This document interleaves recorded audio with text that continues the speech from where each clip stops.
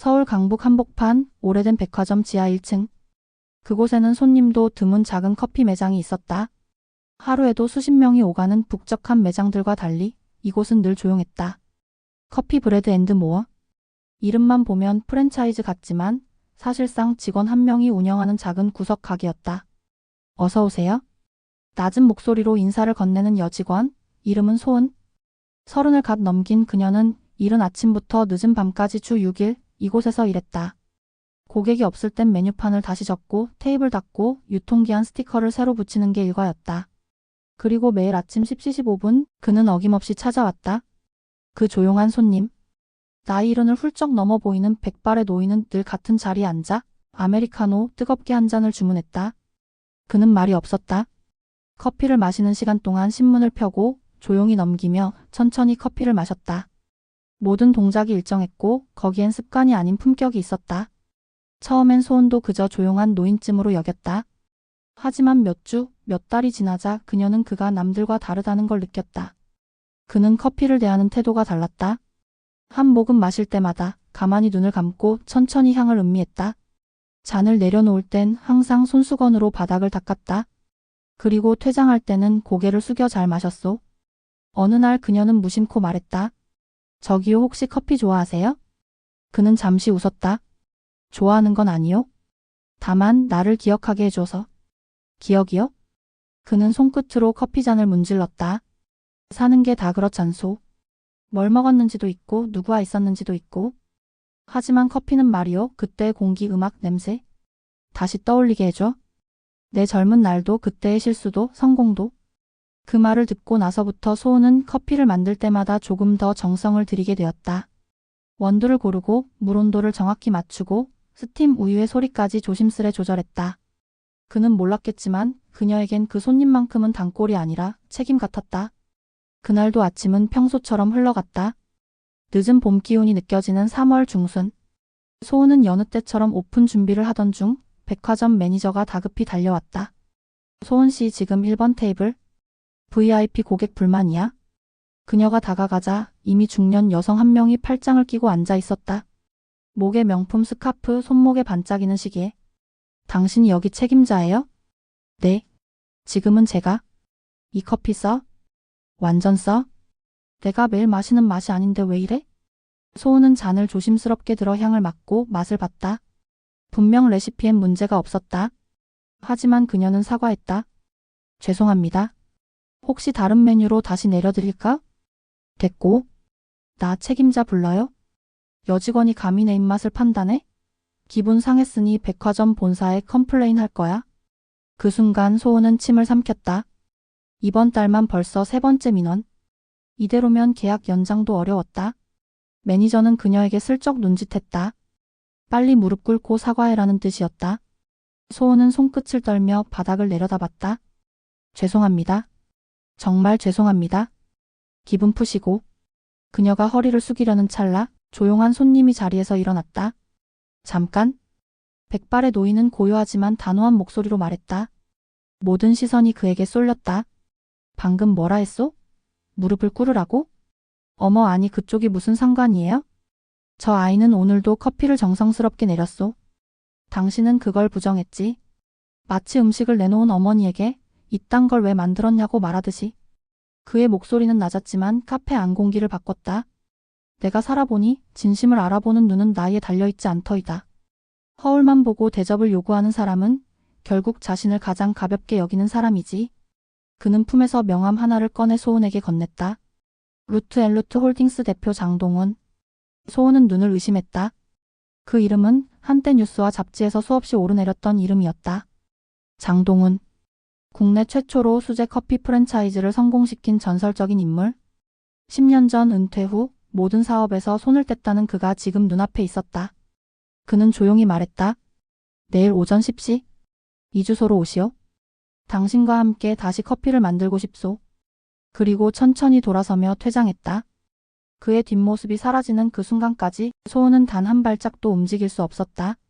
그날 밤 소은은 명함을 수십 번 쳐다보며 잠들지 못했다. 장동훈, 그 장동훈. 왜 하필 나한테? 그녀는 생각했다. 사람은 모두 저마다의 커피 한 잔을 가지고 살아간다고. 누군가에겐 위로, 누군가에겐 기억, 누군가에겐 책임.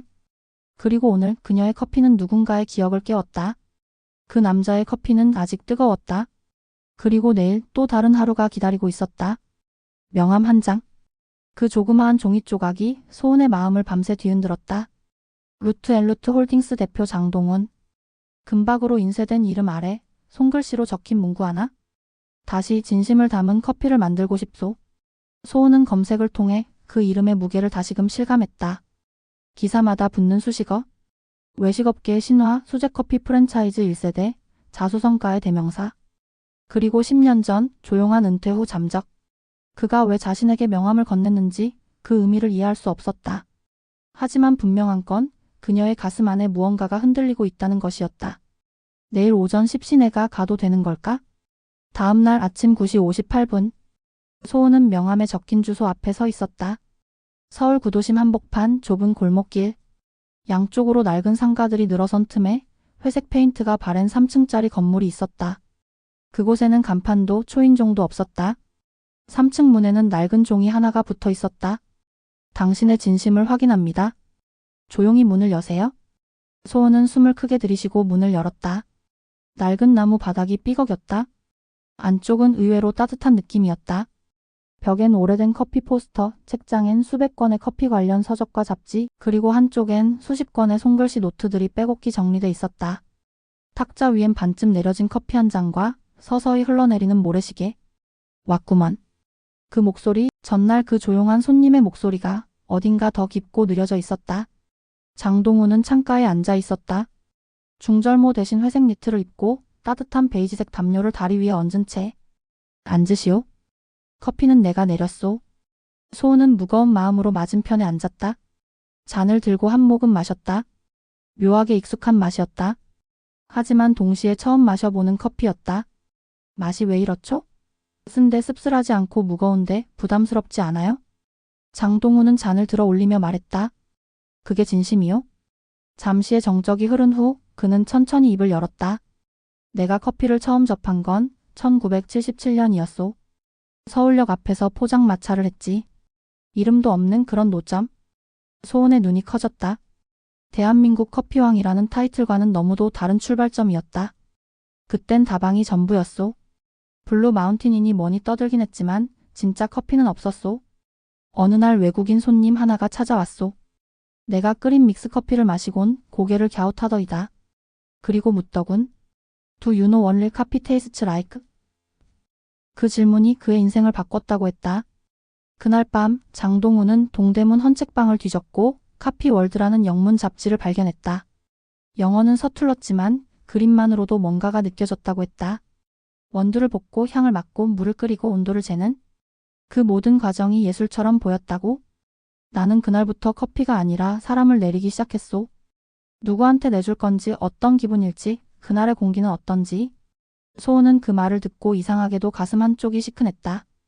그는 그렇게 커피로 사람을 만나고 그 사람들과 이야기를 나누고 마침내 자신만의 커피숍을 열었다고 했다. 첫 매장은 삼청동 골목이었소. 하루 10명이면 대박이던 시절. 하지만 그 10명 모두 나를 기억했고 내 커피를 다시 찾았지. 그는 어느 순간 대한민국 최초의 수제커피 프랜차이즈를 만들었다. 점포수가 300개를 넘어가고 외식업계가 들썩였다. 하지만 그 끝은 생각보다 허무했다고 했다. 돈이 많아지자 사람들이 바뀌었소. 커피 맛보다 수익률, 진심보다 표준화. 나는 점점 내 이름을 잃었소. 내 커피도 내 정신도. 그는 주머니에서 오래된 명찰을 꺼냈다. 루트 1호 장동훈 점장. 그래서 다 놓고 떠났소.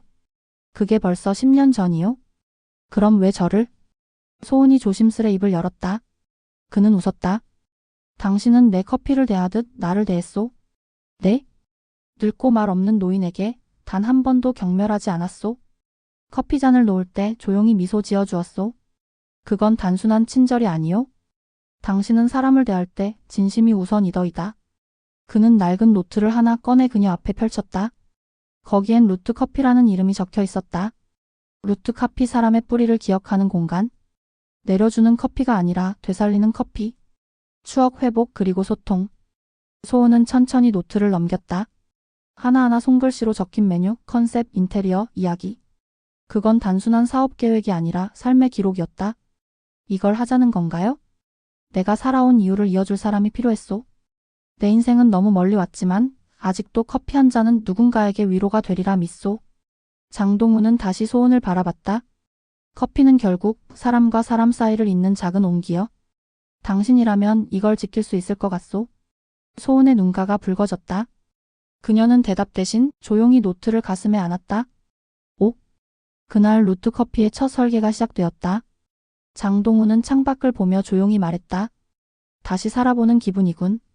살다 보면 너무 늦었다고 느껴질 때가 있소. 하지만 마리오, 진심은 늦어도 도착은 하더이다.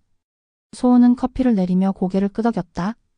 이번엔 저도 진심을 놓치지 않을 거예요. 루트 커피 1호점 다시 불이 켜지다. 3개월 뒤 봄비가 내리던 어느 날, 한적한 골목 한가운데 오래된 빨간 벽돌집 하나에 불이 켜졌다. 문 위에는 단정한 손글씨 간판이 걸려 있었다. 루트 커피? 사람의 뿌리를 기억하는 커피. 대문을 열면 나무로 만든 따뜻한 카운터와 누런 노트를 연상케 하는 메뉴판이 맞아주었다. 벽에는 손님이 직접 쓴 손글씨 메모가 한 장 한 장 붙어 있었고 그 아래엔 이런 문구가 적혀 있었다. 그대의 추억을 한 모금에 녹여드립니다. 오픈 첫날, 기적 같은 일이 일어났다. 노인 한 분이 우산을 접고 천천히 들어섰다.